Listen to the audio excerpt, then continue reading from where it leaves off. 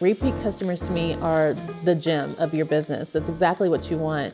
Just because someone has gotten one bracelet doesn't mean that they're not going to be another bracelet wearer. Most of my clients will go and get a stack, whether it's on their first appointment or their next appointment. Instilling loyalty with your clients and starting like a loyalty program is a great way to regain repeat customers, having them come back in knowing that they're going to possibly earn a little bit of a discount later on down the road, but even referrals. So referrals is a very strong way of marketing your business. Having them bring their friends in, creating, again, an experience for them is what creates a repeat customer. Whether it's a signboard that acknowledges their presence there, it's their birthday or whatever special occasion that they're celebrating, shutting down your space to allow for a more intimate setting, offering a cocktail if that's what you're able to do.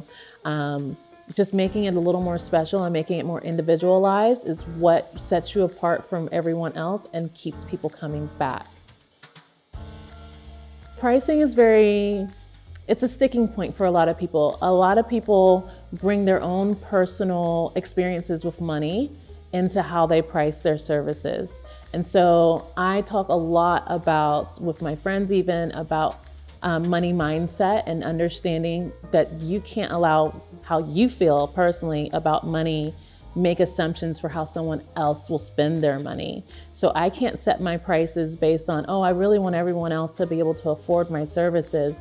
You have to really think about what kind of service you want to offer. Is it a luxury service? Are you bringing experience to the area?